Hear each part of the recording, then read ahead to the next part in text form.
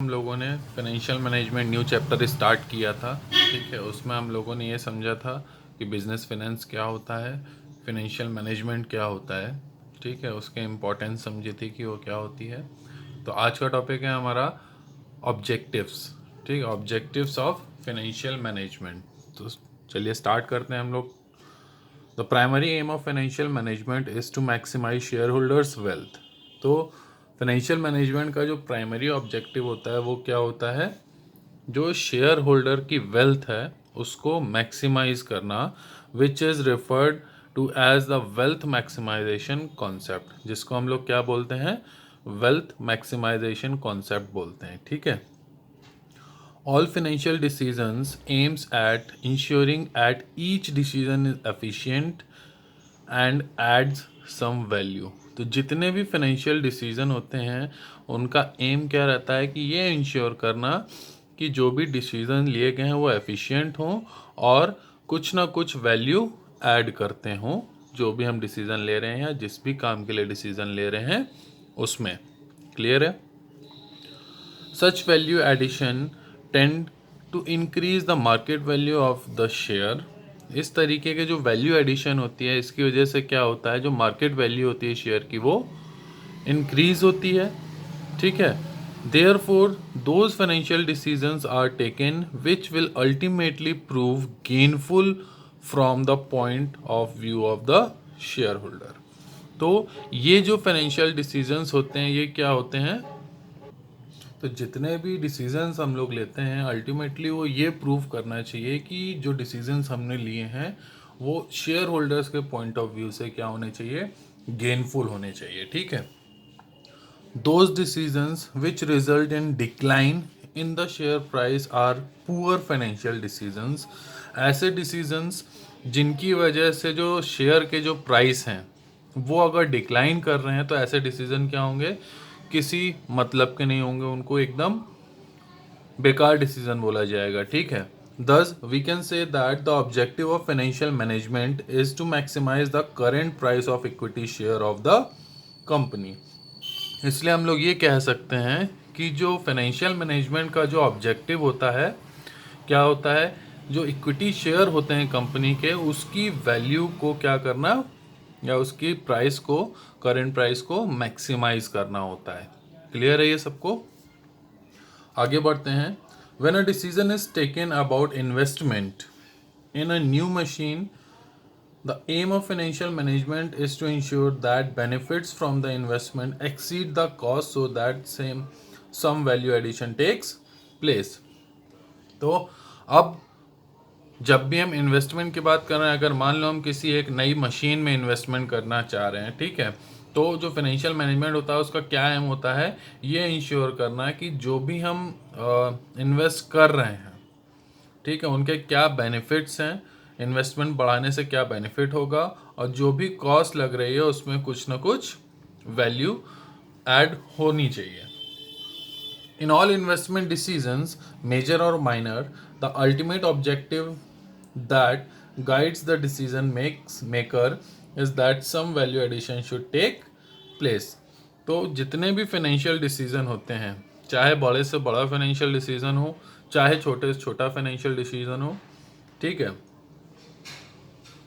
कहने का मतलब ये है कि ये इंश्योर करता है, जो मेकर होता है, डिसीजन मेकर होता है, वो ये इंश्योर करे कि जो भी डिसीजन ले रहा है, चाहे बड़ा हो चाहे छोटा हो, उसमें कुछ ना कुछ वैल्यू एडिशन ऐड होनी चाहिए। ठीक है, all those avenues of investment, modes of financing, ways of handling various components of working capital must be identified, which will ultimately lead to an increase in the price of the equity share।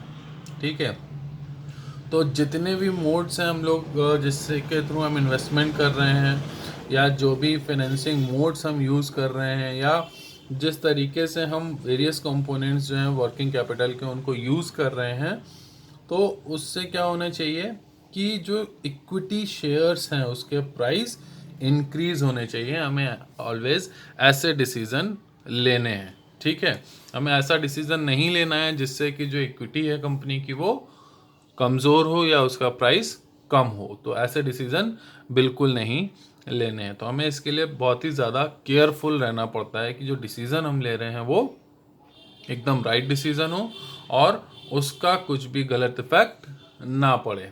तो इसके लिए हमें बहुत ही ज़्यादा careful भी रहना पड़ता है। क्यों? क्योंकि अगर डिसीज़न गलत होगा तो जो भी हम इन्वेस्ट कर रहे हैं वो बर्बाद हो जाएगा, उससे कुछ फ़ायदा नहीं मिलेगा कंपनी को। और जब कंपनी को फ़ायदा नहीं मिलेगा तो ना वो ग्रोथ कर सकती है, ना ही वो एक्सपेंड हो सकती है। क्लियर है? तो ग्रोथ और एक्सपेंशन के लिए क्या ज़रूरी है कि जो भी हम फाइनेंशियल डिसीजन ले रहे हैं या फिनेंस मैनेजमेंट है उसका काम है जो भी डिसीजन ले रहे हैं वो उसको केयरफुली लें और फ्यूचर को ध्यान में रखते हुए वो डिसीजन लें। ठीक है, आगे बढ़ते हैं। It can happen through efficient decision making. ये कैसे हो सकता है कि जो इक्विटी का प्राइस है वो कंटिन्यूस बढ़ता रहे। ठीक है, ये तभी हो सकता है जब हम एक एफिशिएंट डिसीजन मेकिंग करेंगे। ठीक है, decision making is efficient if out of the various available alternatives the best is selected। और जो efficient decision making है उसके लिए हमें क्या करना पड़ता है, जितने भी हमारे पास resources available हों, ठीक है, या alternatives available हों, उनमें से हमें best select करना है, means best of the best। ठीक है, तो जब तक ये बेस्ट हम लोग ऑल्टरनेटिव सेलेक्ट नहीं करेंगे तब तक जो हमारा डिसीजन होगा वो किसी काम का नहीं होगा, हमें केवल और केवल नुकसान मिलेगा, कोई फ़ायदा नहीं मिलेगा। तो ये ज़रूरी है कि जितना बेस्ट से बेस्ट हम ऑल्टरनेटिव सेलेक्ट कर सकें उतना बेस्ट से बेस्ट ऑल्टरनेटिव सेलेक्ट किया जाए। क्लियर है? आगे बढ़ते हैं। अभी तक हम लोगों ने इसमें कई जगह पे एक वर्ड देखा हम लोगों ने, फाइनेंशियल डिसीजन। ठीक है, कई जगह पे ये वर्ड आया है। अब इस वर्ड का मतलब क्या है? तो हम लोगों ने यहाँ कई जगह देखा है कि एक बार बार वर्ड आ रहा है फाइनेंशियल डिसीजन। अब ये फाइनेंशियल डिसीजन एक्चुअली होता क्या है? ठीक है, किस लिए काम आता है ये? तो आइए फाइनेंशियल डिसीजन के बारे में थोड़ा सा हम लोग समझते हैं। ऑब्जेक्टिव हम लोगों ने ये समझ लिया कि मेन ऑब्जेक्टिव क्या होता है फाइनेंशियल मैनेजमेंट का। अभी तक ऑब्जेक्टिव जितना पढ़ा हम लोगों ने उसमें हमें एक कंक्लूजन ये दिखाई देता है कि जो फाइनेंशियल मैनेजमेंट होता है उसका मेन ऑब्जेक्टिव ये होता है कि जो भी हम इन्वेस्ट कर रहे हैं वो सही होना चाहिए। ठीक है, जो डिसीज़न हम ले रहे हैं वो बेस्ट ऑफ द बेस्ट होना चाहिए। ठीक है, जो अल्टरनेटिव यूज़ कर रहे हैं वो एकदम बेस्ट अल्टरनेटिव होना चाहिए। ठीक है, जो भी एम है हमारा वो क्या है, जो शेयर होल्डर की वेल्थ है या प्राइस है इक्विटी शेयर्स का कंपनी के, उनको मैक्सिमाइज कैसे किया जाए। तो फाइनेंशियल मैनेजमेंट का ये मेन ऑब्जेक्टिव होता है कि जो भी इक्विटी शेयर्स हैं कंपनी के उनकी वैल्यू को किस तरीके से मैक्सिमाइज किया जाए, ये एक मेन ऑब्जेक्टिव कह सकते हैं इसको। ठीक है, या मेन एम कह सकते हैं इसको। आइए अब बात करते हैं फाइनेंशियल डिसीजन की। Financial management is concern with the solution of 3 major issue relating to the financial operation of a firm corresponding to 3 questions: investment, financial and dividend decisions. Clear है? तो जो फाइनेंशियल मैनेजमेंट होता है वो किससे concern रखता है? 3 तरीके के मेजर इश्यूज से कंसर्न रखता है। ठीक है, जो कि किससे रिलेटेड होते हैं? फाइनेंशियल ऑपरेशन से रिलेटेड होते हैं। अब इसमें क्या क्या डिसीजंस आते हैं? ठीक 3 क्वेश्चन होते हैं जो होते हैं इन्वेस्टमेंट, फाइनेंशियल और डिविडेंड डिसीजन से रिलेटेड। क्लियर है?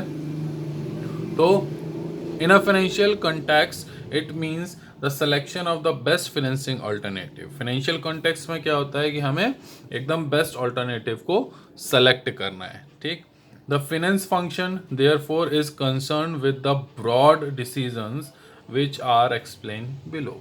जो फाइनेंशियल फंक्शंस होते हैं, ठीक है, उनका कंसर्न कुछ बड़े डिसीजन से होता है जो कि हम आगे पढ़ेंगे अभी। तो अब कुछ बड़े डिसीजन जैसे यहाँ पे दिए हुए हैं। नंबर 1 है हमारा इन्वेस्टमेंट डिसीजन। बड़ा डिसीजन होता है, इसमें कंपनी को लॉन्ग टर्म के लिए इन्वेस्ट करना पड़ता है, शॉर्ट टर्म के लिए भी इन्वेस्ट होता है लेकिन लॉन्ग टर्म के लिए ज़्यादा इन्वेस्ट होता है। दूसरा आता है फाइनेंशियल डिसीजन। ठीक है, और तीसरा आता है हमारा डिविडेंड डिसीजन। तो आइए सबसे पहले हम लोग बात करते हैं इन्वेस्टमेंट डिसीजन की, कि इन्वेस्टमेंट डिसीजन क्या होता है। तो the firms resources are scarce in comparison to the use to which they can be put. ठीक है, तो एक फर्म के लिए जो उसके रिसोर्सेज होते हैं वो क्या होते हैं, स्कैर इन नेचर होते हैं। मींस उनको ढूंढना काफ़ी डिफ़िकल्ट होता है और उनके कई तरीके के ऑल्टरनेटिव यूजेस भी होते हैं। ठीक है, तो जैसा हमें जो काम कर रहे हैं उसके कंपैरिजन में करेक्ट रिसोर्सेज को सेलेक्ट करना काफ़ी डिफ़िकल्ट होता है। ठीक है, एक फर्म के लिए a firm therefore has to choose where to invest these resources. तो इसलिए फर्म को क्या करना होता है, ये चूज करना पड़ता है कि उसे कहाँ पे इन्वेस्ट करना चाहिए, so that they are able to earn the highest possible return for their investors. तो फर्म को क्या डिसाइड करना पड़ता है कि उसे कहाँ इन्वेस्ट करना है अपने रिसोर्स को, जिससे कि उसको एकदम हाईएस्ट या मैक्सिमम पॉसिबल रिटर्न उसके इन्वेस्टर्स को मिले। तो ये फर्म के लिए ज़रूरी होता है कि सही जगह पे अपने रिसोर्सेज को अप्लाई करना और वहाँ से मैक्सिमम रिटर्न, पॉसिबल रिटर्न को अपने इन्वेस्टर्स को दिलाना। ठीक है, investment decisions can be long term और शॉर्ट टर्म। जो इन्वेस्टमेंट डिसीजंस होते हैं ये लॉन्ग टर्म भी हो सकते हैं और शॉर्ट टर्म भी हो सकते हैं। A long term decision is also called a capital budgeting decision. तो जो लॉन्ग टर्म इन्वेस्टमेंट डिसीजंस होते हैं उनको हम लोग एक और नाम से जानते हैं, जिसको बोलते हैं हम लोग कैपिटल बजटिंग डिसीजन। तो अब आज का वीडियो हम लोग यहीं पे रोकते हैं। ठीक है, इसके आगे का हम लोग नेक्स्ट वीडियो में देखेंगे।